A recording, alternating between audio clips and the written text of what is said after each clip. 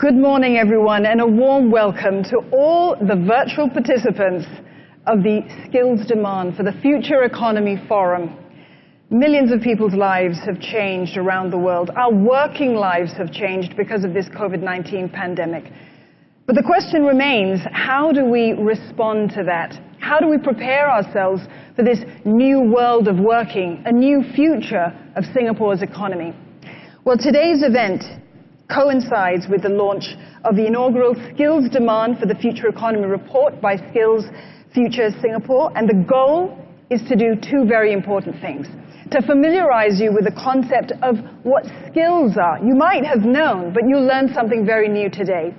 And also to take control of your own skills development journey.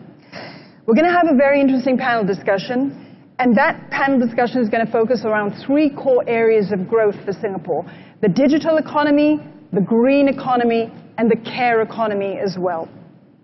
We'd like to invite participants for today's session to bring your questions in. Ask us what you need to ask us if you have questions about those three core areas of growth, and anything to do with your own skills development, questions you might have, the questions you need to be able to ask yourself. But before that, I'd like to invite Education Minister Chan Chun Sing to address us this morning. Minister Chan, please. Thank you, Dawn. Good morning to everyone.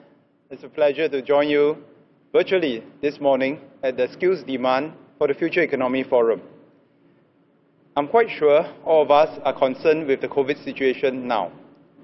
But then again, I think we have to look beyond the COVID situation for us to prepare ourselves for the future. Indeed, COVID-19 has posed an unprecedented challenge for Singaporeans and for our economy over the last 2 years. But thanks to the higher vaccination rates and the gradual easing of travel restrictions, we are starting to see signs in our economic recovery, with a projected GDP growth of 3 to 5% for 2022. But we all know the virus may yet throw a spanner into the works. The emergence of Omicron is just the latest development that we should be concerned with. On the other hand, the pandemic has accelerated developments and brought new opportunities for Singapore. Digitalization is one such area. COVID-19 has demonstrated that automation and digitalization are no longer a good to have, but a must have, a need to have, to enable business continuity and transformation. We have also seen a realization that the economic and business growth can no longer come at the expense of environmental degradation. And on top of that, we have to tackle our long-term demographic challenges. So as we look beyond the pandemic, one thing is for sure. The pace of change will only increase. The nature of jobs will also evolve more quickly, and it is therefore not a matter of if, but when the skills that we possess today will no longer be relevant. So it's not a question of if, but when. How then do we remain nimble and adaptable enough to stay ahead of these challenges?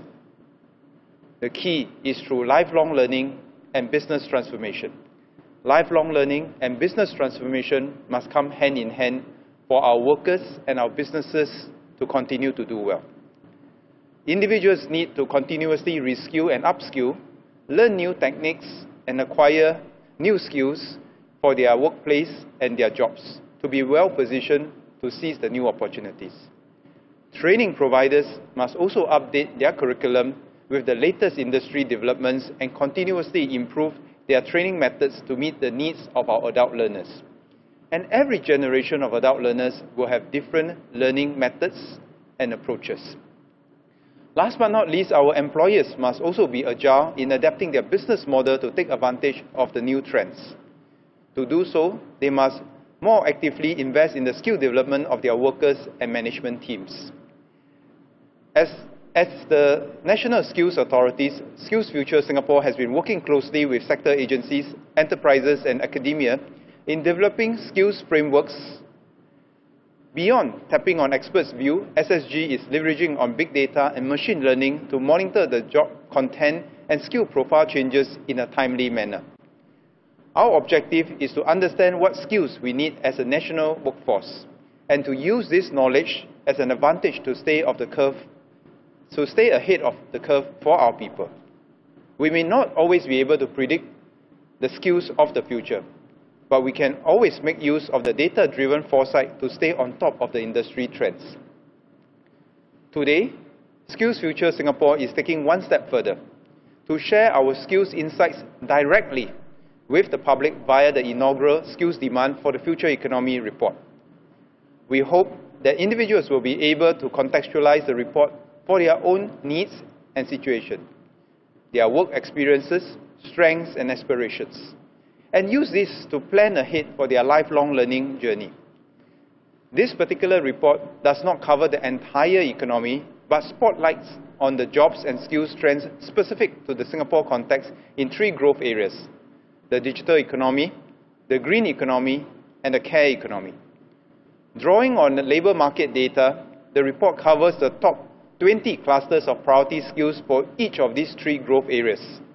These are skills that are required by the most number of job roles across the sectors under each of the economy. Let me speak briefly about the jobs and skills in each of these three growth areas. I'll start with the digital economy. Today, the digital economy jobs are required across all 23 sectors within the industry transformation maps. The majority of these jobs are tech-like roles that do not require specialized or advanced IT skills. These include data analysts, digital marketing analysts, and customer insight specialists, which are in demand across multiple sectors. Looking across more than the 800 tech-like roles, the top three priority skills clusters required by two-thirds of these roles are technology application skills to enable us to operate and apply new technology, data analytics skills covering data collection, management, interpretation, and visualization, and market research skills to analyze market trends and make informed decisions. Tech-heavy roles, on the other hand, entail more complex functions and require more specialized IT skills. The top priority skills clusters, which are required by half of the 300-plus tech-heavy roles, are technology development skills, data engineering skills, and the Internet of Things management skills. Globally, there is a huge demand for these jobs and skills, from software engineers to data scientists and AI engineers, supporting sectors such as ICT, media, aerospace, land transport, and even medical. Under the Green Plan 2030, our government will help more local enterprises restructure to adopt greener technology and practices and shift towards greener business activities. Today, more than 450 job roles across 17 sectors require green skills in their job tasks. Priority skill clusters include green process design, carbon footprint management, and sustainability management. These skills are applicable to multiple sectors across manufacturing, trade, and connectivity, financial services, and the built environment. Even as existing jobs get greener, there will also be new jobs created to develop and harness sustainability solutions such as new carbon technology, solar energy, and green finance. Our workforce will need to acquire new green skills such as energy management and environment, social and governance. So these are just examples of how a set of skills apply across different sectors. And that is why we want to share this with our own people to help them plan ahead. Now I come to the care economy. The pandemic has highlighted the importance of the care economy in our nation's resilience. Our professionals in healthcare, community care, early childhood, general education, and training and adult education have persisted in their endeavour to provide high-quality care and support services to fellow Singaporeans despite the challenges. With an ageing population, childcare to support young parents, and changes in the future of work and learning, demand for local workers in the care economy will continue to grow rapidly. There will be an increasing need for priority skills such as conduct and ethics, stakeholders management, and inclusive practices, which are easily required across two-thirds of the care-related job roles. Telehealth and edutech are also transforming our healthcare and lifelong learning models. Together, this will drive the emergence of new jobs and skills in the care economy. So you can see, be it the digital economy, the green economy, or the care economy, we are not here just to figure out which are the growth sectors, but more importantly, we are here to help our people and industry figure out which are the type of skill sets required across the different sectors, across the different job scopes. With these meta skill sets, our people will be able to transit across the different sectors, across the different companies in a more seamless way. And that will help our people to be much more employable, much more competitive in the new economy. As the old Chinese saying goes, that an artisan needs the best tools in order to do a good job. 工欲善其事，必先利其器.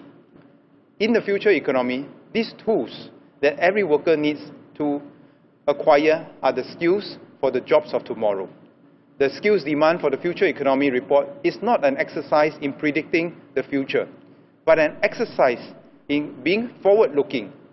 The larger objective is to raise awareness, provoke discussion, and most importantly, spur all of us to take action to arm ourselves with these new tools for our future. To this end, the report is but the first step we are taking to communicate and share more skills insights with the public. SSG will refresh the report annually and work at supplementing it with other channels of sharing that are more bite-sized and higher tempo. We will also work with all parties to strengthen our collective efforts in identifying emerging skill needs and gaps, to help individuals in their lifelong journey, to guide employers in their workforce development, and to keep Singapore competitive and future ready. Here, I would like to call upon our experts, academia, career counsellors, learning designers, and managers at the workplace to join us in this endeavour. We need a whole-of-nation effort to develop the collective awareness of the skills trends and to support one another in the continued skills development journey. On this note, I look forward to working with all of you. Thank you very much. Minister Chan, thank you very much. Education Minister Chan Chun Sing there. An artisan needs the best tools to do the best job. That's what you heard the minister say. It's skills. We wake up every morning, we wonder what our skills are. Part of your daily life is to understand what that journey is about. How do we stay nimble enough and adaptable enough to meet the challenges of the future of Singapore's economy? How do we know that we're well prepared? How do we know that we have enough skills? How do we know what our priority skills are? That's a term you may have heard for the first time today. Well, the SkillsFuture report tells you all about that. We're going to have a panel discussion now to take a deep dive into these topics, and I'm pleased to have with me to focus on the digital economy, Mr. Yuen Kuan, Group Chief Executive Officer, Singtel.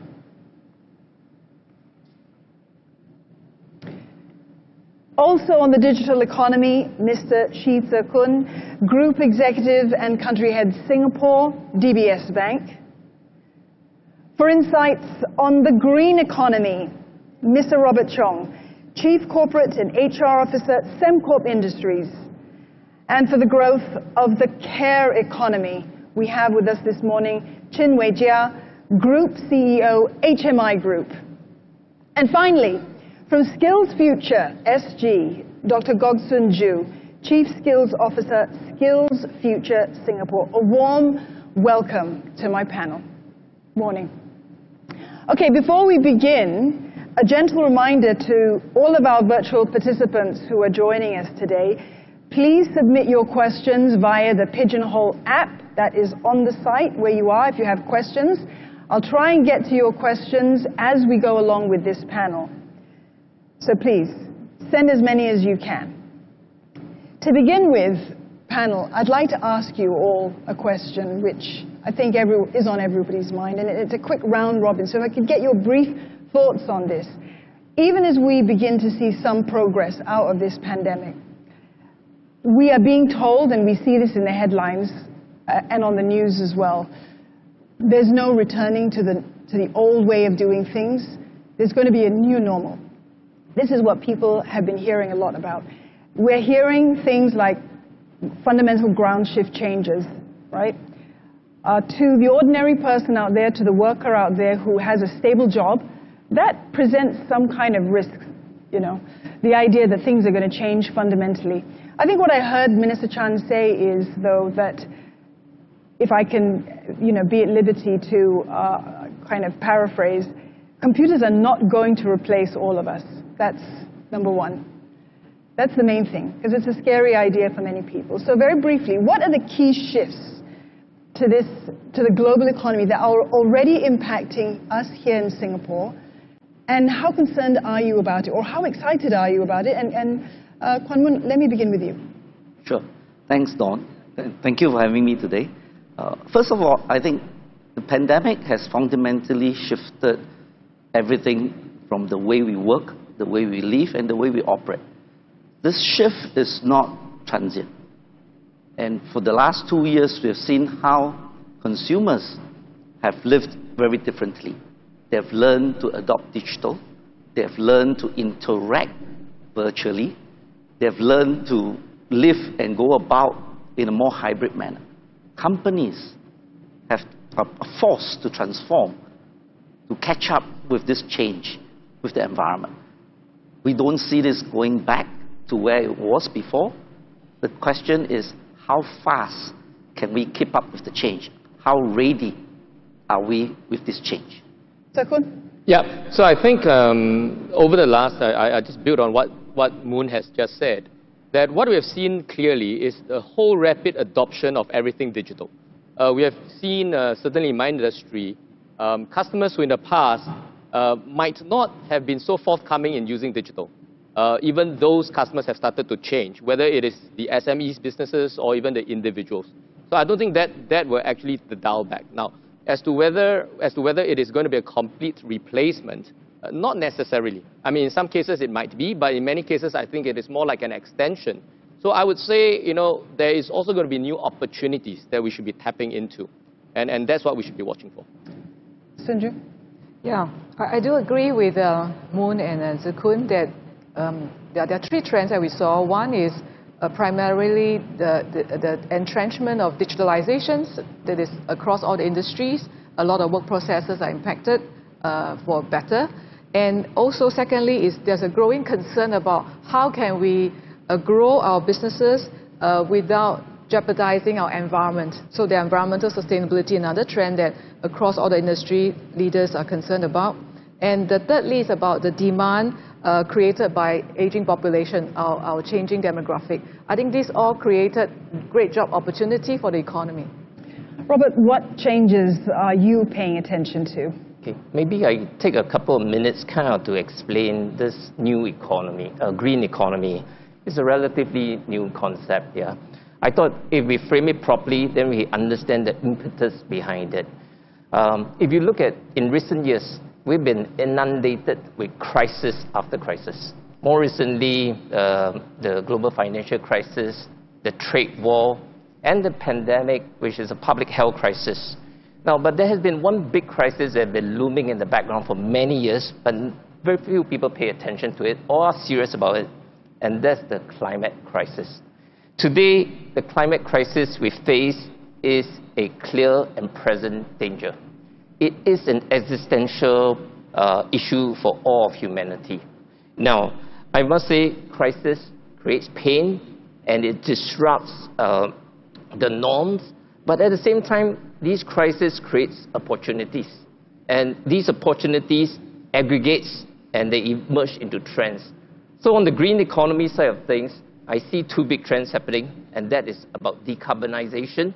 All right, everybody wants is attempting to do this race to zero. The other one is about electrification, which is hopefully coming from green electrons from renewable sources. Now, these create lots of opportunity for businesses to say, how do we position ourselves to play into this sector, to honor our responsibility to society and to the world as a whole. Right? And in this pandemic, we've seen leaps and bounds with regards, even Singapore's plans, our own green plan, lots more detail into that. The other part of the economy that we're expecting to grow and make changes is the care economy, Wei Jia. And that is a concept that not everybody has been so familiar with. A term, care economy. It requires a lot of support. Yep. it's all about people. Tell us what changes you're looking at that you're paying attention to. Well, I think all the trends that have been raised so far are definitely pertinent to the care economy as well. But I think what COVID-19 has really shown us is actually the importance of the care economy. The immediate leadership and support in the response towards COVID, it's multifaceted because we know COVID has impacted every country, every individual. Within Singapore, we've seen that impact being different across different segments of our population. And that actually has resulted in a lot of initiatives and services that are needed to help people get back on their feet, help industries open safely, and help countries, open safely as well. The care economy is an essential service. At the same time, it encompasses a very broad range of sectors within services. So care economy actually covers healthcare, community care, social care, early childhood education, training and adult education. So we're really talking about how do we keep people safe and how do we train and develop people to meet the future needs. The more you look at the threads of the care economy, the more you realize how much of a true fabric it is. And again, not something that the ordinary person may have necessarily thought about, especially in terms of what their own contribution may be. That's right. It's service related. So is the digital economy, so is finance, as an example, communications. So Kuan, when you see the changes for the digital economy, we keep hearing, wow, a lot of opportunities are going to arise. The ordinary person on the street wants to know, okay, how can I leverage on these opportunities? How are we preparing our workers to meet this challenge? That's a great question, Don. I think we ask ourselves all the time, not just the consumers and the public and individuals, but also companies, organizations. So first of all, when we look at the wave of digitalization that is driving this digital economy, it is not going to stop. I think companies have to quickly realize that digitalizing is no longer an option. It is a necessity. If you do not do it, you're going to be left behind and you're going to be irrelevant. So what does that mean? That means the people have to be brought along. Your employees have to be brought along because the consumers are demanding it. And as individuals, as workers, how am I going to take advantage of this? This wave of digitalization is to get myself equipped with the right skills, the right jobs. The jobs are there. The question is, do you have the right skills to get it? I think it's very important for us to realize that the opportunities are there. I mean, if you look at the SkillsFuture report, there are already 1,100 jobs available in digital tech skills. So the question is, are you ready for that job? So first of all, I think most importantly, the individual is to have the mindset that I am going to learn new skills that are ready for this digital economy. And I would say that this digital economy actually underpins all other economies. Because if I look at the green economy, the care economy, they are driven by technology as well. You talk about decarbonization, you talk about green electron, you talk about care economy, it's all there. So getting the right skills will prepare ourselves and the organization and the country ready for the future.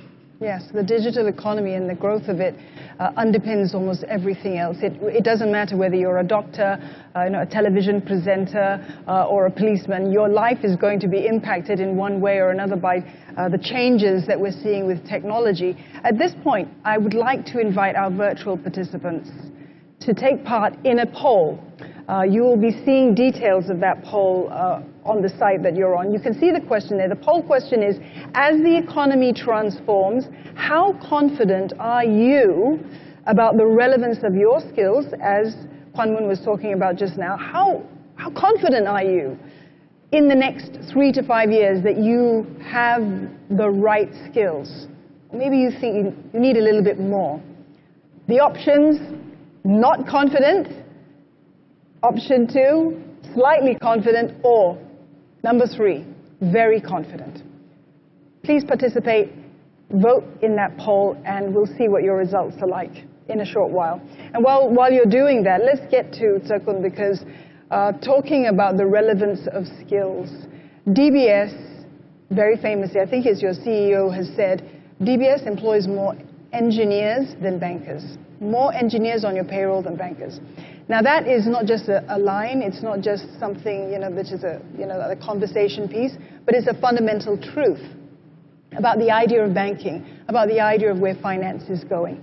So how are you preparing your workers internally and even on the outside, your customers, for this landscape change that we're seeing? Yes. Okay, thank you. So I think, let me talk about this in several aspects. So let's look internally first. There has been actually a recognition from quite a number of years ago that there will be a disruption coming because of a lot of emerging technologies, a lot of new players, the onset of digitalization and so on. So what we had done was we looked internally and we identified actually different roles that we already have that we know will be disrupted.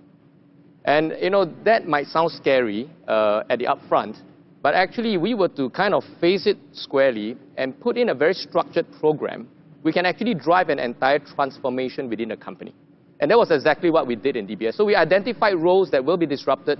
We put in place very clear structured programs for each of those roles. And we start to actually encourage our colleagues to go through each of them. So we have this triple E approach: education, experience, exposure. So let's talk about education. We curated many different kind of training courses and we put them through, some through e-learning, some through classrooms. So we took all our people, the entire organization, through basic digital skills, basic data skills, for example. And then within those roles, there were some that we gave even more advanced training, right?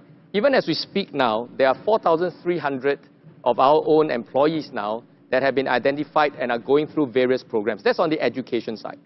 On the exposure side, we have obviously always programs or projects by which we innovate, by which we need to respond to certain changes in the landscape. And that's where we identify people also to get into certain projects outside of their own, what we call BAU work. And that gives them exposure to different aspects beyond their comfort zone. And then with experience, we also have a very detailed, structured program to rotate people around jobs.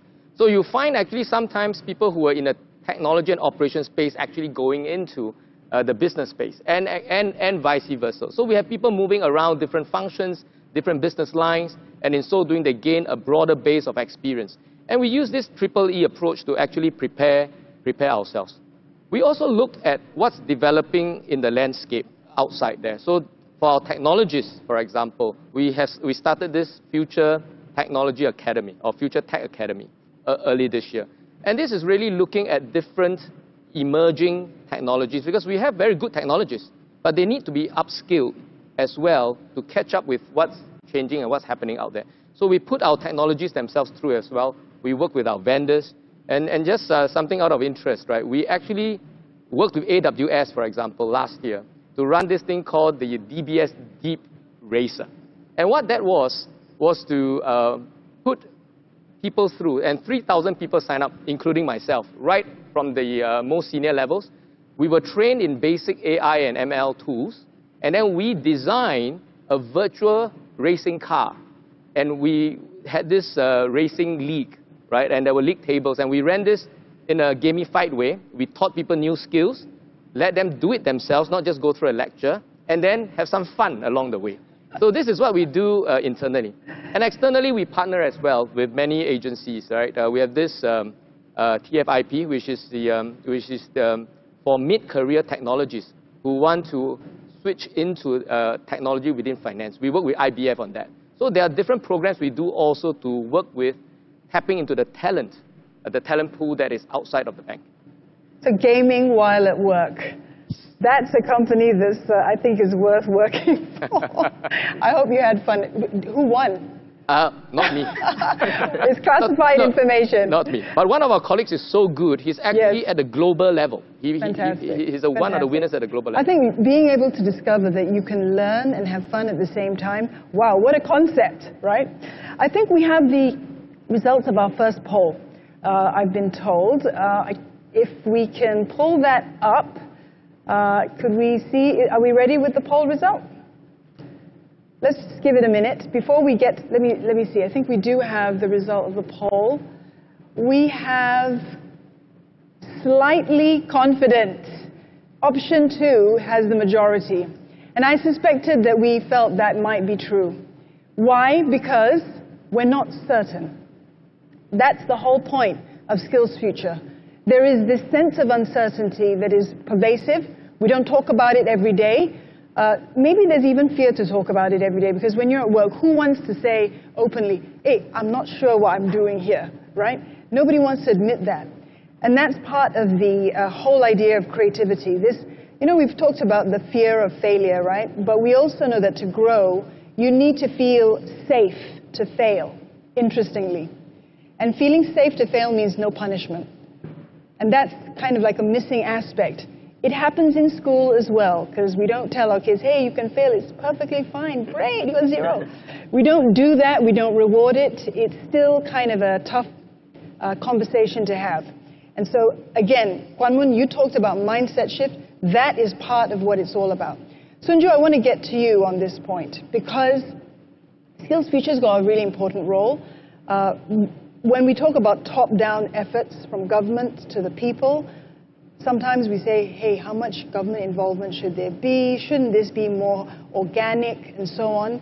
But it is a whole-of-nation effort. Just like the Green Plan, just like those changes are whole-of-nation, so is this understanding of what lifelong learning is about.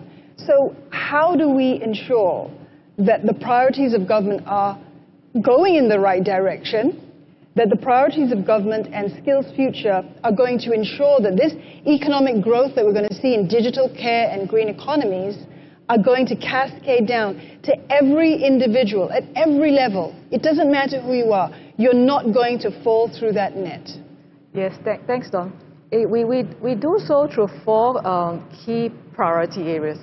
Firstly, we constantly look out at how can we identify skills together with industry, practitioner, leaders, IHLs, to know that the skills that we identify are really crucial, important, and priority for the industry. So that's identifying skills. Secondly, we need to look into how can we put out resources and job skills insight, which is like one of this report to the citizens, to the employers, to know that these are the skills that we need and how can we go about it. And the resources we put up, besides the report, also includes things like course fee subsidies, SkillsFuture credits, enterprise credits as well. And we also, thirdly, we put in place, we try to curate quality training programs that will support all the reskilling initiative. And this is important because we need all university, polytechnics, IT, and private education institutions, including lead employers like DBS, like Singtel, to come forth to offer their trainings under the Queen Bee initiative. Lastly, I think we also pay a lot of attention in terms of research and innovations, because as a nation want to embark on lifelong learning, we want to know how to do well. So we conduct research with university to see how can adults learn better. I think the science of learning is very important for them to know how to do better, and also how to innovate in learning. And that's why we partner with education technologists, we partner with HR technology to see how can we make the whole skill ecosystem better. And that's how we're trying to ensure that our whole nations can really benefit from the lifelong learning initiative. Now, the work of our frontline workers in this pandemic has been front and center. It has been applauded, especially at the beginning of the pandemic when we started to realize how much we needed to protect our frontline workers. And maybe in some sense underappreciated as well. Not every day people wake up and think, oh, how... We look at the numbers, right? We look at the COVID numbers. We see how we're doing with mitigating the pandemic. We want to know how it's happening globally. But I don't know that we wake up every day and think how much pressure our frontline workers must be under right now, every single day. Let's not forget the other patients that they have to handle, the other issues they have to handle. It's not just one situation where we have to deal with COVID. With the growth of the care economy, which you were speaking earlier about how much of a sort of a fabric this is. It's all about services, it's all about people. Let me bring the participants, our virtual participants' attention to the fact that, some of you may use LinkedIn as an example. LinkedIn's Jobs on the Rise report recently showed that the care economy has grown exponentially in Singapore. Demand for care economy jobs is growing. But frontline professionals are not just doctors, nurses, and so on. There are many other people who are part of this. So how are we going to cope with this increased demand, especially as we have an aging population? Well, absolutely. The care economy is one of the fastest growing segments of the service sector. And I would say the type of jobs that are available are not just about frontline doctors and nurses, but actually encompasses a whole range of care professionals across different subsectors, including community, social, education, and all of that come together to support our nation, right, in terms of how do we respond to COVID, how do we take care of our populations, and then how do we support people who are affected differently, and how do we develop people to meet the skills demands of the future economy. Within healthcare itself, like what you rightly said, we have to take care of patients, ongoing conditions. Singapore is an aging population. We expect to see 1 in 4 people above the age of 65 by 2030. Today, 1 in 10 people above the age of 60 have dementia, right? And our total healthcare expenditure is projected to increase by double-digit amounts. It was 16.65 billion last year in 2020, and that's projected to increase this year. And with the impact of COVID, with an aging population, we expect that to continue to grow strongly. Besides healthcare, we're also talking about a lot of changes that are happening within the sectors. Technology and the adoption of digital technology is something that has come front and center. I think, especially with the pandemic, we've seen a rapid shift towards online teleconsultations, online hybrid approaches to learning. I'm sure all the parents, in the room will understand the pains of homeschooling. But this is actually a very rapid shift that had to happen, almost immediately, because as an essential service community, we cannot afford to stop and say, hey, let's pause for a while and then let's come back to things. We had to adapt on the go, on the fly, so that we make sure that nothing stops, right? Within the sectors that the care economy encompasses, we also have social care. We've seen the differential impact, the different lived experience of people, depending on their types of jobs, depending on their industry, depending on their socio-economic status as well. So the social support sector actually really needed to step up. And we're also now talking about growing importance of roles, for example, not just social work, but we're talking about mental health professionals. I think COVID has also shown us the strain that could have on individuals, on companies, and that's something that we continue to expect to see a growing importance of in terms of wellness, in terms of mental well-being. And then, of course, last but not least, we talk about the importance of lifelong learning. I think everyone has spoken about the need to shift, the need to transform, the need to be uncomfortable where you are so that you continue to reach out to be relevant. And I think that's where the whole education, the adult education sector comes in. As people may be displaced because of a changing world order, because of industry churn and consolidation, that actually just re-emphasizes the importance of lifelong learning. It also re-emphasizes the fact that change is the only constant. This conversation about the future of skills demand comes at a very challenging time, obviously. Again, as you say, Wei Chia, this need to kind of understand that your skills may even be transferable. You may be in another industry, never have considered joining the care economy. Yep. You may not be a nurse or a doctor, but you may have other skills which are relevant and transferable. Yep. What about for the green economy, Robert? Again, if the care economy is a new concept to some people, the green economy may be an even fresher one, even though we know that the climate crisis is this existential threat that's really going to impact everything else. If you talk about green skills, there are a very small group of people who would wake up saying, yeah, I have those skills. So do we see that that demand is going to grow as well for those essential skills for this economy? Maybe let me give a perspective on the green economy in terms of its size, right? In the latest International Renewable Agency joint report with the ILO, the International Labour Organization, they published a report before the COP26 that despite the pandemic, the renewable jobs have grown to 12 million jobs globally. If you look at Minister Grace Fu's Green Plan launch, she projected something like 55,000 green jobs in Singapore. Just last week, I went onto the popular job boards and say, how many green jobs are there? There's at least 800 vacancies for green jobs, right? Now, the industry is quite early stage or in a nascent stage right now. Everybody is looking at how to contribute in this space. Now, I basically break the sectors into two. Those companies like Sembcorp who are involved in the generation of power, right? We are trying to move from brown to green, right? So we're trying to do more green stuff, generate more green electron. So a typical example is like our Tengah Reservoir floating solar project. We had no such experience in this part of the world when we launched that project. It's one of the largest floating solar platform there.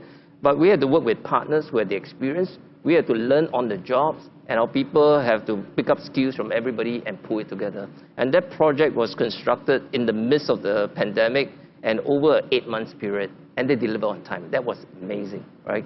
Now, the number of people who can contribute in this industry are still very early stage. Now, we don't find enough, so we're partnering with IHLs, with the ITEs to skill up people so that they can contribute to the industry. Now, so I think like every company, we're all partnering with different institutions and trying to build the pool of this. But as I said, as the demand of job increases, there will be more people needed. Now, I share another example of our solar team. They are a relatively young team. But when I look at the composition of the team, some 25% of that team, right, who did all these solar projects in the region as well as in Singapore, some 25% of them actually came from our existing business, right? So what made the difference for them, right? And as I dive deeper, I start to realize, number one, they like this space, the renewable space. Secondly, they were prepared to take risks. Number three, they were prepared to go learn, unlearn, and relearn new skills to be able to contribute to this space. So I thought these are ingredients which are important for anybody who wants to pivot themselves into the new economy. This is a fundamental understanding of the trial and error of innovation. Yep. And as I was saying earlier, this idea, when you have a sunrise industry like the green economy, you have that space to fail because you're learning. With more established sectors, perhaps, maybe there is less flexibility or a perception of less flexibility. I need this panel to tell our participants that there is also that flexibility. Sunju, those poll results are really weighing on my mind, that the majority of people think that you know, they're slightly confident. I mean, that kind of is, does that worry you?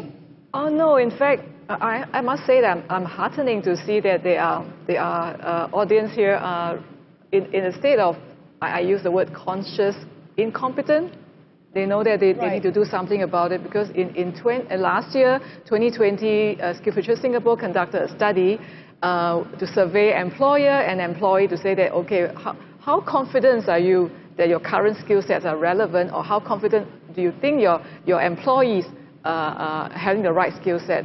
And there was a stark difference between the disparity between what employee feel themselves versus employer. So the survey results shows that 70% of the employees feel that their skill set is still relevant for their current job, and for the next 3 to 5 years they're okay. Whereas the employers say that no, only 50% of my staff, my employee, are ready for the current job and the future.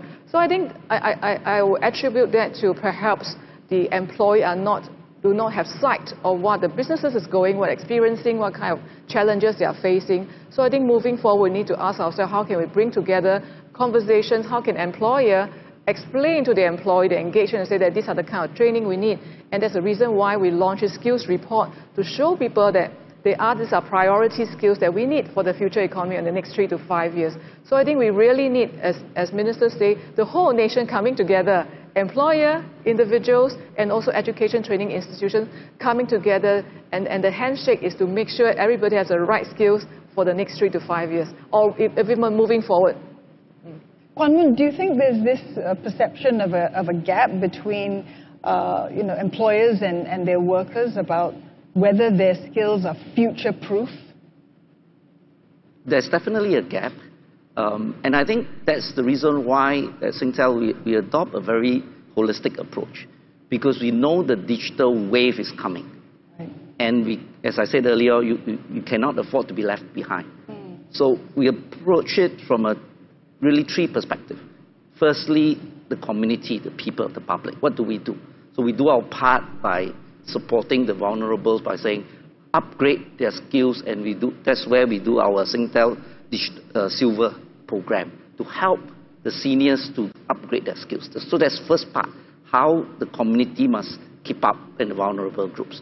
The second part is really the industry. And as a technology company, that's where we play our part, and we say, where are the enabling technologies that will help shape the future? And 5G is definitely one of them. And this is where we come in and we say, let's work with the IHL, create a program that educate and upskill the people who understand 5G, how to deploy 5G. And to this, we have initiated a program, and now, so far, since the beginning of the year, have trained 3,000 Singapore residents in the applications of 5G, what 5G is all about. And this is not for us, this is for the industry. And finally, the third part is really our own employees. How do we get them to be ready for this digital wave? And this is where we look at it, we call it the acronym ACT initiative. Accelerate, co-create, co-invent, and finally transform. What does that mean? For those people who already have the skills to accelerate it, for those people who may have relevant skills but may not have applied it. You know, if you have the skills, you don't apply it, yes, you're going to lose it. So co-create and make them use that skills to find solutions in their environment. And finally, for those people who have got skills that are no longer relevant, transform, the T. So accelerate, co-invent, and transform. And we don't do it on our own as well. We actually tap onto the industry, whatever is available. So we work with IMDA on programs like TESA, Tech Advanced Skills Acceleration Program. So what do we do? There are programs that were targeted at the people in their age of 40s to really get them ready for the type of skills or pivot the digital skills that they have. Yes. And finally, for the what we call Rethink 50 group, which is also a TESA program, to really help those people who are in their 50s to really think about what are the digital skills that they need. Maybe not just on a new area, working in a new area, but in the same area, yes, to do things differently with technology. So I think it is a holistic approach that you have to tackle it, and I would encourage all companies to look at it. We can't do it alone, but if everyone is doing it, participating in it, training and reskilling their workforce, then we have got a lot more ready workforce in the whole country.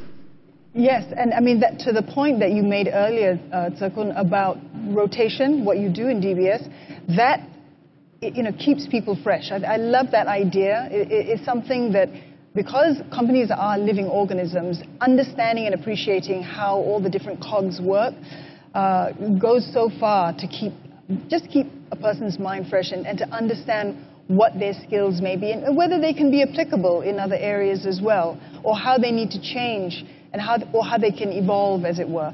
So for technology, Koon, we're all using it, you know, we're all sort of paying digitally. I haven't seen any cash in since I don't know how long.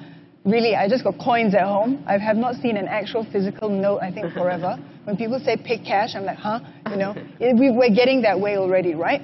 So we're using so much technology now, but there is this dearth, right, in terms of our tech grads and in terms of for the workforce. How are we going to fill these roles? Well, so I would say actually, I mean, I'm just listening to the conversation earlier on, right? And I think we all kind of have adopted this mindset that change is inevitable and that we need to do that. And sometimes I guess change in itself might be something people are fearful about. So I think the way we've gone about it, right, how to close that gap and all, is really to adopt a clear philosophy. So in DBS, this entire transformation of the workforce is very, very closely integrated with our entire transformation of the business. And that vision is what we very consistently bring across as a theme in the organization, and also the repeated assurance that, you know, we will leave no man behind. So we'll bring everyone along, and that's why we kind of curated a whole range of different programs to do that. Likewise, working with agencies outside also to tap and train external talent, right? The other thing that we've often brought to the understanding of the team, right, are reports out there. So they can appreciate that it is not all that scary. There are also a lot of opportunities. So for example, and if we look at McKinsey Global Institute, one of the reports says that, you know, by 2030 there will be $13 trillion of addition to the global economy. So these are opportunities which we in Singapore, if we don't do something about it, we will miss this big opportunity, right? We also know that there are about 10,000 new jobs that were created in the technology sector, right, in fintech, in software development, engineering over the next 3 years in Singapore. So it's not all that scary. So how do we kind of start to take baby steps? Lead by example. So actually the senior management of the bank actually goes through a lot of these things, whether it is agile, whether it is how do we use data, MarTech. Just now I talked about AI, ML. We went through the training ourselves, and some of us lead projects ourselves. So the troops actually see that it is not all that scary. A lot of us in senior management are by no means young. And what's interesting as well is that we have also seen many of our senior technologists themselves, who are leading the technology teams, themselves embrace the change and learn new skills and go on and teach the other colleagues. So a lot of all this, you know, are ways by which we create that confidence or that safety net, right, to allow people to try and fail and learn again. And I think some of these, I would say, softer philosophies around just the programs and the programs and the programs, I think is important to put in an organization to drive change, to bring people along. Just to give a real-life example, right?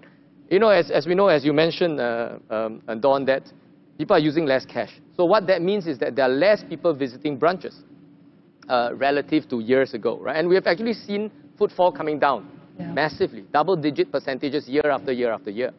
So what that means is that if we do nothing about it, a lot of our traditional tellers would be turning up at work and probably not having as much to do. It's also not fulfilling for them. Yes. So it's really this kind of mindset that we need to change. So we started to train a number of these tellers by telling them that the change is coming into different roles. So some of them have become chatbot trainers. Right. So when we put chatbot in place, the chatbots are not honky-dory perfect on day one.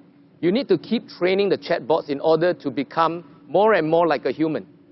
And you use the humans to start training the chatbots. And then over time, of course, the machines can help, but the human face or the human interaction or the intervention behind will always be necessary.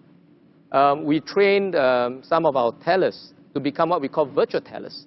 So what that means is that in many of our digital branches, now we do not have necessarily physical tellers behind a counter, but it is a machine, a virtual teller machine, where you can still go and transact and talk to a real person, except that the person is behind a screen and not behind a counter. So some of these tellers have moved from the physical branches into our customer service center, manning these virtual teller machines. And that means that they can now serve 24/7. And it's also good for our customers. They don't need to rush to the branch before the branch closes. It's 24/7. I think, exactly. And I think this is the important thing to remember from this conversation as well. When we look at skills demand for these future economies and the growth of it, and even though technology is displacing people, is disrupting things, there are always humans. There are people behind technology as well. There's a role for people, even if it's going to transform. The key is how do we find something that fits for the individual and for someone's individual skills. On that point... Sorry, Don, if I may just comment on the whole result. Yeah. I think to have a vast majority there saying slightly confident, I think it's a good thing. It is. It's a good thing because I don't think we should be complacent, but at the same time we should not think all hope is lost. Yeah. And you know, through just so many examples I can give where people can transform. Yeah. Right? My 85-year-old father is using an iPad now. He wouldn't know what a smartphone was barely 10 years ago. There is room for growth with that slightly confident poll result. I wanted to do one more poll during this session. You'll see again, participants, this is on your screen. How important are soft skills to you in terms of the impact on employee performance? And that goes to partly of what Sir Koon was talking about. The options are not important, important, very important. How important are those soft skills in terms of your employees' performance? Sunju, I want to come to you very quickly for this question. And it is about, again, the opportunities that there are out there and about planning. Because, again, when we finished college or when we left school and we thought about, oh, what do I want to be? And we had all these choices, right? And then you had to write a resume, right? And put your references in there and your interests and your hobbies and all that. There was a very set idea of what it should be, right? And, we were given advice. People would even write your resume for a fee, or they'd say, you can have one page and just make sure that they can read a few lines of it is enough. Today it's very different. And I think people are beginning to feel more empowered about planning that journey, planning their career themselves. They don't necessarily want to be in a job for the next 30, 40 years. They want to move. Maybe I'm going to be here for 5 years, and then another place for 5 years or less. And some employers even don't like to see, strangely, they don't like to see that someone was somewhere for 15 years. Hey, how come you never moved? How come you're always in the same job? You got complacent, is it? So there are those considerations too. So how do we, even if you're 30 or 40 or 50, how do you begin to plan now going forward? Can you plan? Yes, of course, Don. In fact, we should plan and plan all the time. I think first start off with knowing what skills we have, as we call it, what kind of skills asset we have. I think that's very important because especially mid-careers have been in the work market for 5, 10 years, 15 years. You would have accumulated a repertoire of skill sets. And this is very important. And once you know your skills, you need to know whether these are transferable skills, whether you have the right technical skills and the critical core skills. And then you can understand how the skills are important to businesses. How is my skill, the skills need of my company, what is required of me in my job role, what are the labor market require of me to perform. I think once you know that, and then what are there skill set that is highly priority in demand, and where are the courses I can go for. I think so that it's a combination of the kind of mindset that you want to continuously upskill yourself. Then you should plan. I think, in fact, every one of us should be thinking about how do we upskill ourselves all the time. Yes.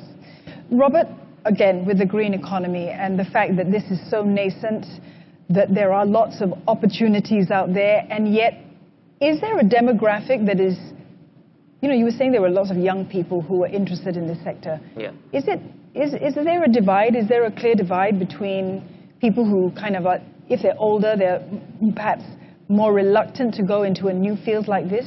Okay. Maybe it's not so much of older or younger. I guess younger people, I feel that they can take more risk because there's always a roof over their head, their parents' place, right? Yeah. Whereas older people with commitment, sometimes they are more afraid to take big risks. Yeah. I sometimes look at all the businesses that we are part of. As our businesses transform, we do need people to change mindset. But very often we go into situations where I sometimes use this picture of a bird in a bird cage where the gate is open, but the birds won't fly out because they have a comfort zone there and they're not prepared to try new things. Right. Now, I think as the economy changes, as company transform, all of us need to take a leap of faith sometimes. As employers, we create the opportunities, we provide the training, we try to redeploy. As individuals, I think they also need to put an effort there to take the risk. Yeah. Now, just on the soft skill part you mentioned to Sunju, I thought a comment on this. Very often, we are not worried about the technical skills. We can teach. We can provide the opportunity. Very often, we worry about the soft skills. People come without soft skills, and in the workplace, you often don't work alone. You do work with people. And I thought the stuff that SkillsFuture have done on the 16 core skills are very important, but sometimes is undermined in the way that people don't pay attention to it, and they just focus on the technical skills. I think they all come hand in hand. And then with a positive mindset, prepare to take risks, prepare to take changes, right? These are all come together and this make things work.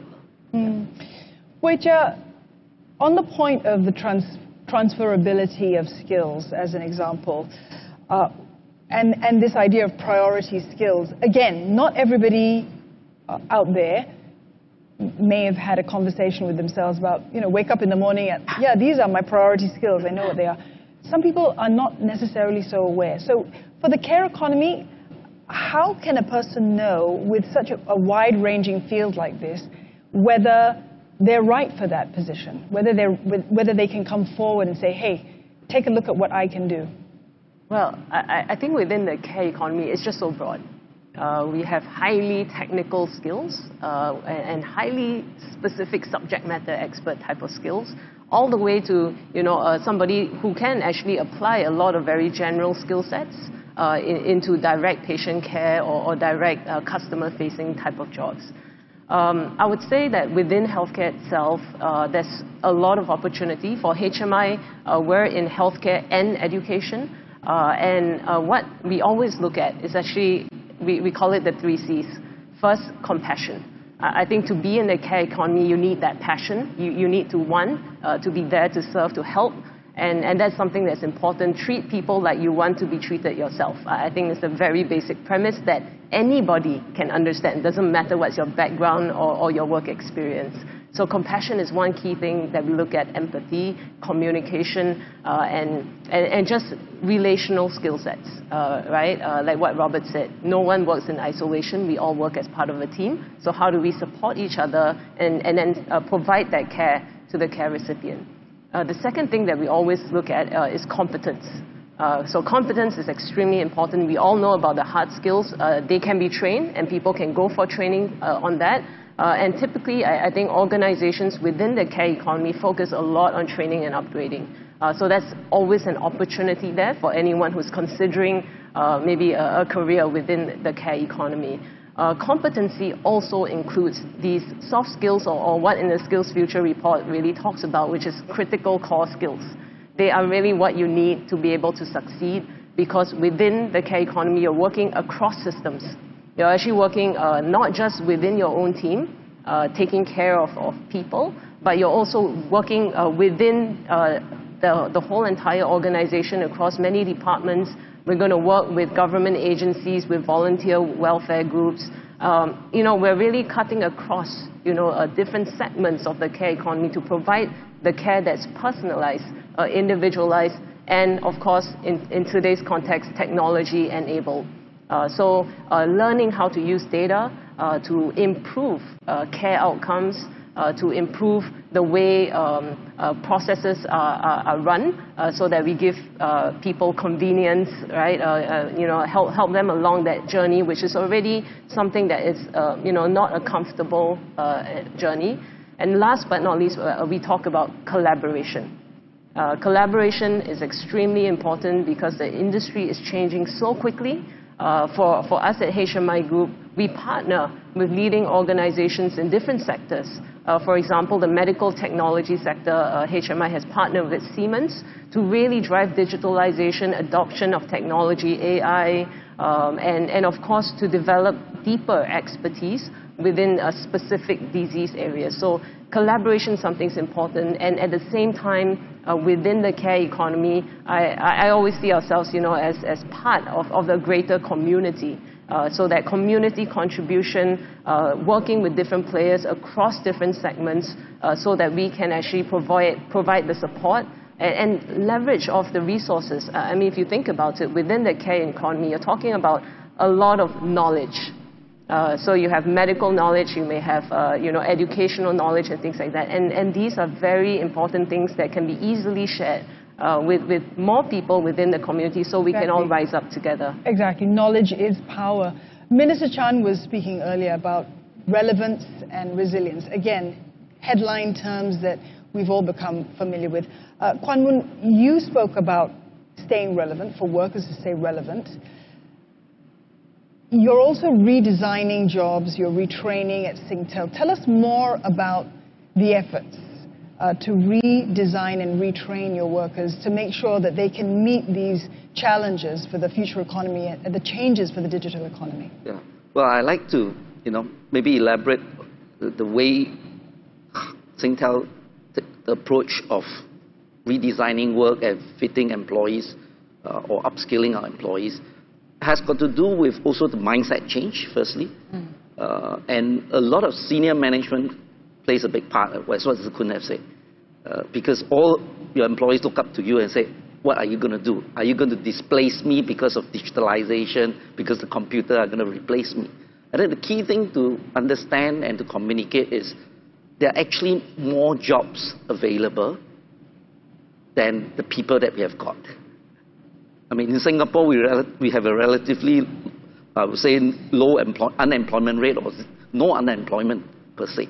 The question is, why are people still being displaced? It's because they do not have the right skills.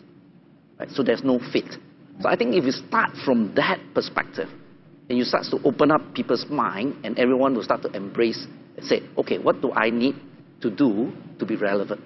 But to the point of how people plan their career, as what Sun Ju have said, it starts with what you're passionate about. If you do not have a passion to go into the care economy, you can't work in that. And I envy Robert, because the green economy is where a lot of young people want to contribute. So you have got a lot of supply coming in. I think if you follow your passion, that's the first thing I would say. So when we look at our employees, we say, what do you want to do? What do you want to achieve? Is it just coming to work, showing up for work, getting a paycheck? Or you want to do something more meaningful?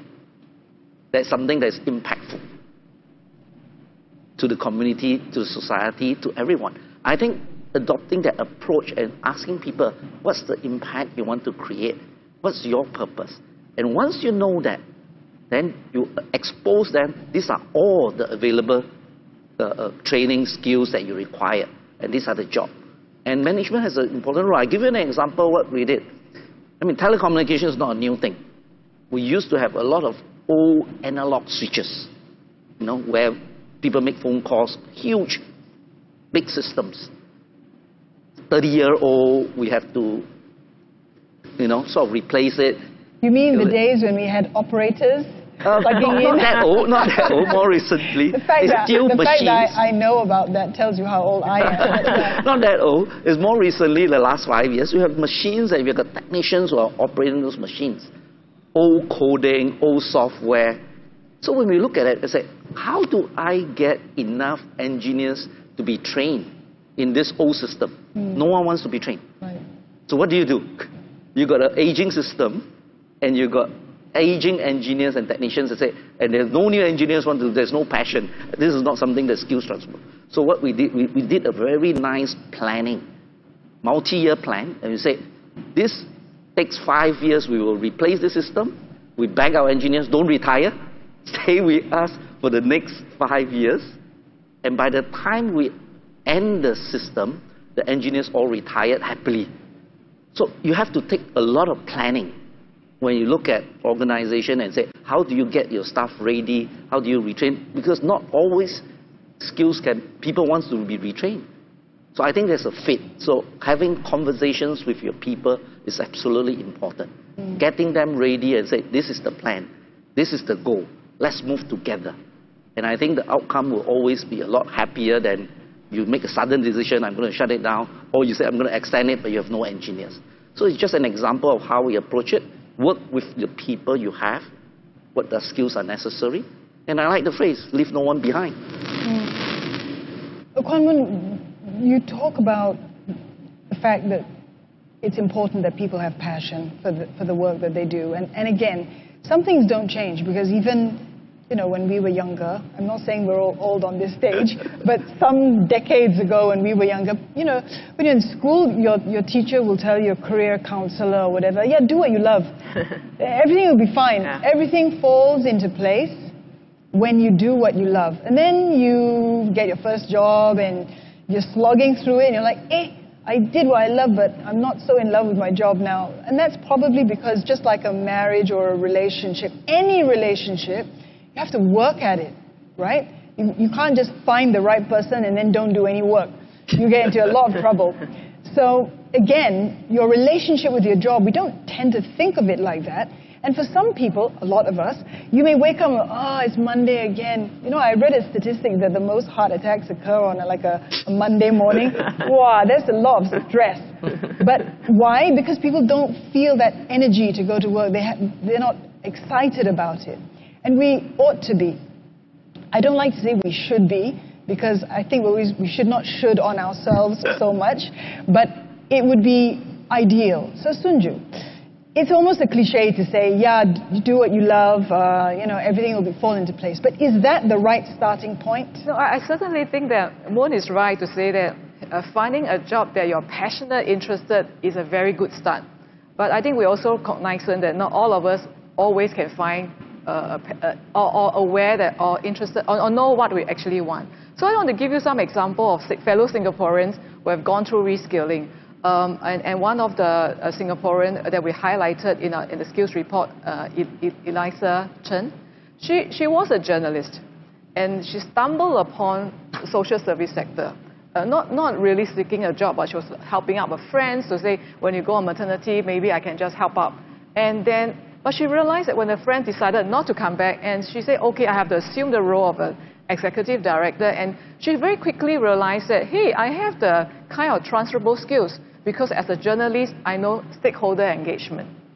I know how to communicate. I can do promotional material. And what I need most now is, she realized that she needs to know how to do fundraising. She needs to know how to do clinical intervention. And she quickly find that, Social Service Institute have the courses that she can go for. So I think sometimes it's stumble upon, and you find the kind of passion, and then you move on and continue to upgrade your skills. But more importantly is to find out what transferable skill you have and what skill you need to top up. And we have another Singaporean, Genevieve, who decided that, hey, I was a marketing manager before, senior marketing manager. But she said that, hey, when I look at the market, and AI, data analytics seems to be very important priority. And she just decided to do a quick jump. He said, and join the SG United company training program and pivot into a data role. I think we may take different paths, but the important thing is to plan and take action. Plan and take action. Let's take a look at the results of the second poll question that we had about soft skills in employee performance. You can see that bright purple line at the bottom, which basically indicates that our participants of this poll feel that it is indeed very, very important to have soft skills. Those soft skills are fundamental and very important. Our patient virtual audience have been bringing in questions as well, and I'd like to get to one of them if the crew, the team, can bring up the first Q&A. This question asks, the participant asks, is it realistic for a mid-career person to be sufficiently trained in skills like data analytics, cybersecurity as well, to be employed in these job roles? So people went through long courses in poly and uni for these. Yeah, that's true. Yeah. How do you respond to that? You know, someone does 3 years of a course. Well, I go first, maybe. Kuan. Maybe, first of all, I think we need to understand that, you know, from the report that we have just published, you see that there are two different types of tech skills, tech roles, tech light and tech heavy. And obviously, if you talk about tech heavy roles, you probably need a lot more training to get yourself ready for it. Right? You've got to go through courses, and in fact, even if you graduate from university or polytechnic, it may not be sufficient. You've got to continuously upgrade yourself. But for the tech-like roles, it's actually very portable and very learnable, very quickly. I think you just have to open up and say, what are the areas I'm going to dive myself into? Data analytics is really about understanding the use of data, right? And it's not rocket science, and you're not talking about deep data analytics where people are creating the models. So tech-like roles might involve forms of data analytics as well. Business analytics, how I look at data, how I interpret data. Right? So I think from marketing, you have the skill sets. Go into digital marketing. You're still talking about audiences. You're still talking about responses. It's a different way of engaging. So there are a lot of traditional skills now, or traditional jobs that are not tech-heavy previously, are now adopting technology. So the foundation skills are there. So how do you get yourself equipped with the new technology to do your old job? I think if you take that mindset, everyone will be very happy to say, okay, let me learn a new tool to help me advance my current career. So I think that is the mindset that we need to take. And we have got a lot of experience, mid-career people advancing their skills, doing the same thing. I was about to ask you, I mean, this participant is asking whether it's realistic for a mid-career person specifically. I'm not sure if the person who's asked the question is mid-career themselves. Perhaps you are. At Singtel, have you seen a number of people who've been able to make that leap? Absolutely. Yeah. I think people who have got technical skills, but the technical skills were no longer relevant because they learned coding many years ago, and it's no longer the type of new coding that people want. So say, okay, my technical skills is relevant. I'm not going to be a programmer, but I am going to relearn some new skills. Did these conversations begin, and I'm just curious about this, do they begin because the individual is approached, or does it spring from a person's own interest? It comes two ways, right? Firstly, the organization will always say, oh, I have got this opening job roles, but I got no one to fill.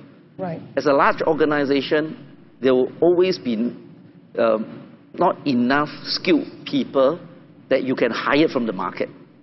And in fact, you don't want to hire everyone from the market.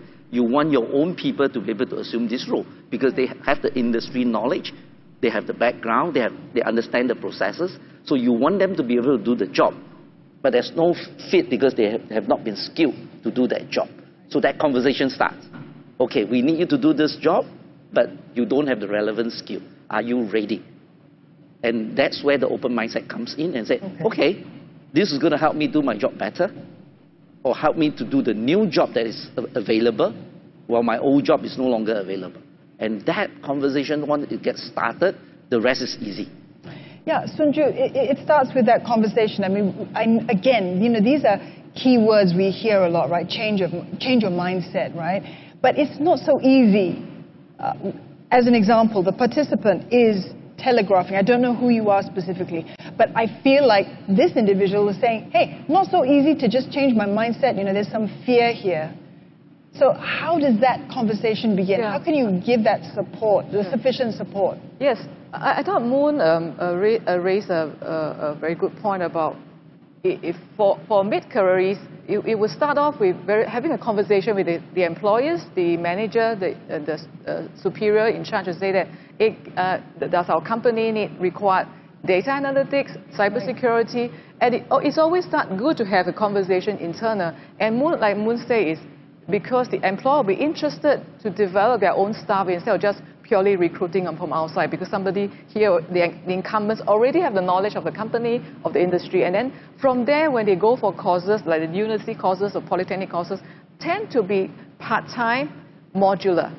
So the modular courses tend to be able to stack up from, they give you the introduction all the way, introductory courses all the way to deep skilling. So as you learn the module, it's very important is go back to the organization and practice, apply the skills that you acquired at the work, and that means transfer the skills into performance and contribute to the company. And every time as you go back and learn, come back to the organization, that contributions and that polishing of the skills is ongoing. So it's not so scary to say that, oh, I totally depart from my job, go and learn something new, but it is within the safe space that the employer can offer. Right. And then stack up the skills and practice. That safe space. Dawn, it needs to be safe. Yes, perspective with regards to these questions, which we encounter quite often in recruitment, right? Somebody who is a mid-career making a certain salary, and then they decide to change and they go for a course and learn the skills. But they may not have the experience necessary to apply those skills, which is what Sunju referred to. Then, when they go to these jobs and want to change, sometimes their expectation, you need to pay me the last time what I was paid. But they're not prepared to go through a journey or build their way up again. And this is where the disconnect between employers and potential employees, right?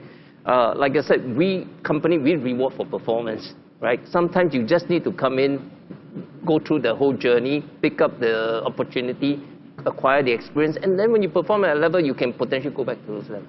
So this mismatch sometimes creates the disconnect, which sometimes don't land people properly in jobs, despite the fact that they've gone through training. Yeah. Weijia, does it take a certain personality type to begin to consider this transfer of skills into the care economy, into a job potentially that could work for them? Well, I would say because the diversity of jobs within care economy is so broad, I think the key thing, the key message is that actually anyone from any industry can transit into the care economy. That's a very broad statement, I know, but it's absolutely true, and we've seen it. Like, at HMI, we have even like very senior executives, running, multinational companies, transiting into people roles, transiting into management roles within healthcare. So we've seen a whole range, and we have seen people, for example, you're a fitness instructor, we can train you to become a CPR instructor. For example, you're working in aviation airlines. We've seen a lot of that through COVID, right? And they transited very well into care, ambassador, care-focused type of roles. So I think the transferability of skill sets is absolutely there for the care economy. I think like what Moon said, it's about the passion. If you have that interest, just reach out, understand more. Because the care economy is very broad. And therefore, maybe people may not understand what are the types of roles within it. We need people, head, heart, hands, all sorts. There are positions from researchers, really looking at data, deep data, cybersecurity. All these are very pertinent issues within the care economy as well. Then you're talking about people, for example, if you have finance, HR, logistics, supply chain management, operations. There are plenty of roles, within the care economy, within healthcare especially. And then, of course, if you're talking about frontline roles, if you're a volunteer, if you have cared for somebody in your home, all these are absolutely transferable skill sets for the care economy. So the range is broad, and healthcare is growing. I would say it's an evergreen industry. And I think it's really an industry where usually, you're not fired from a job, you fire yourself because you just feel like, wow, it's a heavy job. Yeah, so that's where we said the 3 C's are important, especially compassion, collaboration, right? You support each other through it because it is taxing, right? Yes. I mean, they're not easy jobs, but they're essential.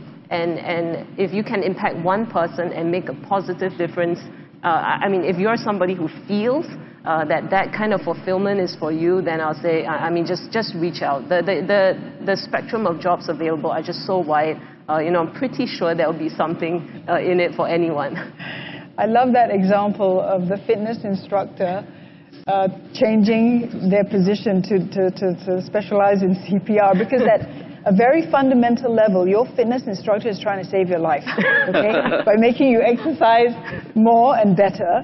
But now this person decided, okay, I give up. I'm going to actually learn how to save a life physically with tech. And it's a skill, isn't it? There is another question I want to get to because we're quickly running out of time.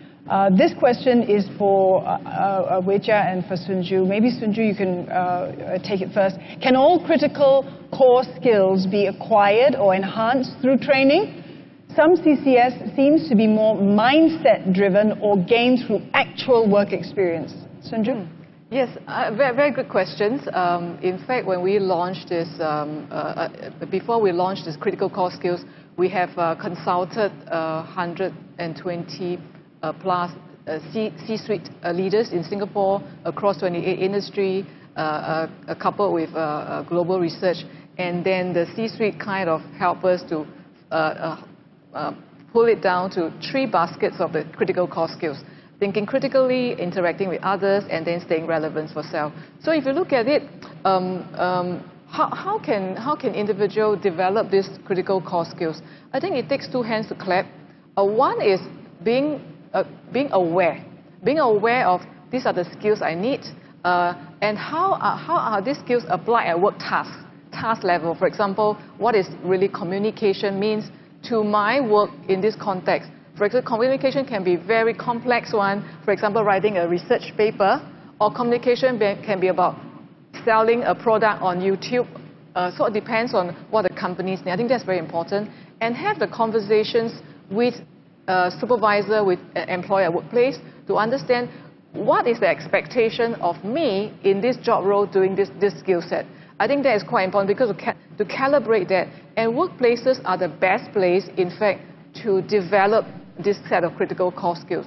So I think that's why the reason why SkillsFuture Singapore is working with the National NACE, National Academy of National Center of Excellence for Workplace Learning, to help all workplaces to develop the capability to able to train their staff in soft skills, in critical core skills. And I really think that it requires a kind of feedback loop from supervisors, from managers, and from peers to say that, do I have a skills gap that I need to plug? I think that's very important. Awareness, and then get feedback, and then practice. Awareness, feedback, and practice. I think on that note, we have quickly run out of time on this panel. And thank you for extending the time just a little bit with us as well. I think we expected to not be here as long as we have. But I'm so pleased that we've been able to spend this morning with you. It's still the morning. It feels like the afternoon. Thank you so much for your participation to my panel. We have come to the end of this session, and it remains for me to thank each and every one of you. It's been a robust and very interesting discussion, and I hope it's given some hope to people out there to have a think about skills demand for the future economy. To me, the future is right now, because it is all happening. The green economy changes are happening now. The care economy changes are happening now. And if you look inside my wallet, you still won't see any money in there. So the digital economy has taken over my entire life already. On that note, thank you, Mr. Yuen Group Chief Executive Officer at Singtel, Mr. Shee Koon, Group Executive and Country Head, Singapore DBS Bank. That's my bank, by the way. I've told everybody now. Mr. Robert Chong, Chief Corporate and HR Officer, Sembcorp Industries. Ms. Chin Wei-Jia, Group CEO, HMI Group. And last but not least, Dr. Gog Sunju, Chief Skills Officer, SkillsFuture Singapore. A big thank you to all of you for today. Thank you very much.